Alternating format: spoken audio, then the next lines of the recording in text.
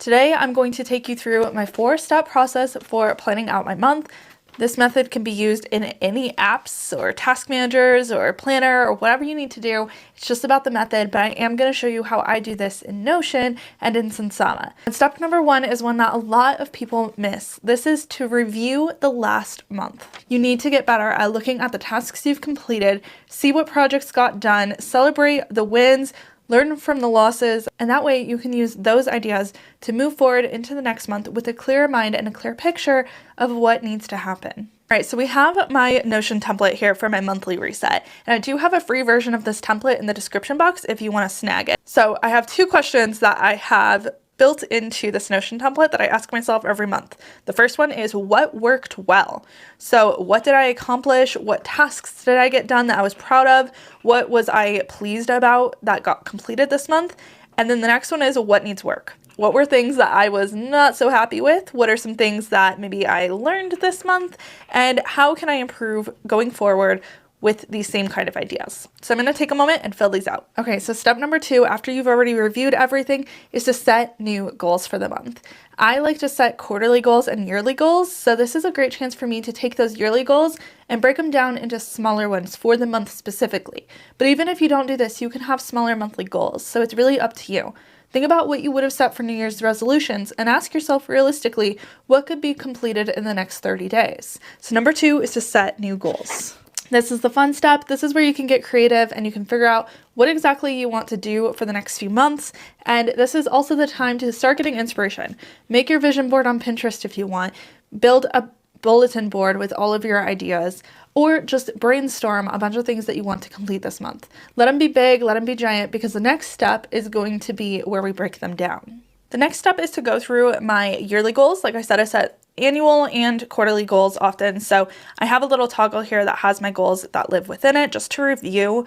And then I also have a section to actually plan monthly goals. So I can reference my year and make sure that I am touching on those and completing tasks that need to be done.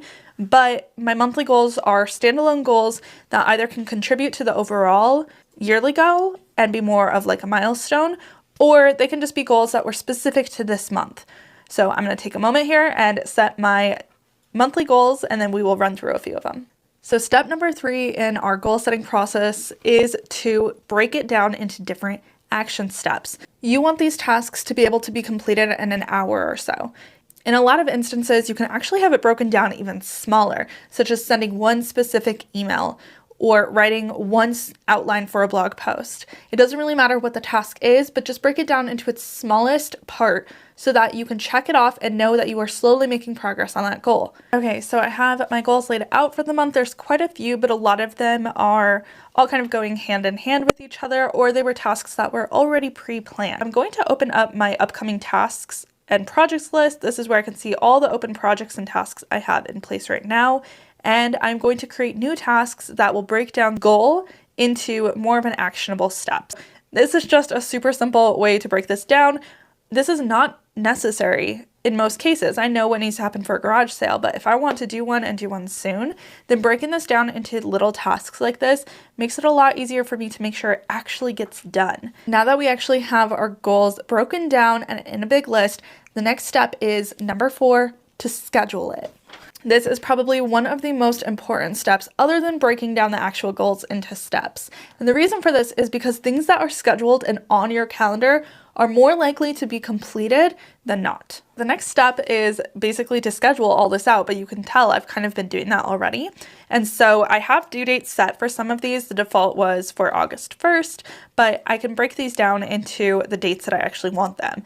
And what I'm going to go through and do is go through each of my goals here and make sure that each of my goals is affiliated with a task, and then that task is assigned a due date. And the reason I want to do that is because I also use 𝘓𝘮𝘮 during my planning sessions, and I want to be able to pull my goals in from Notion into 𝘓𝘮𝘮.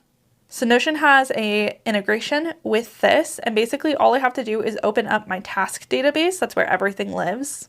And you can filter these out just like you can in Notion. So I'm going to say where the due date is within the next week. And then essentially I can drag my tasks into Sunsama and actually schedule them on the day. My plan for my goals can easily go in and be mixed among all of the client tasks that I have, all of the emails I need to respond to, any appointments or meetings for the day, and I can see them all in one calendar where it's really easy for me to prioritize and time block out each day and make sure that my goals are also getting done, as well as all the other things that just need to happen in life.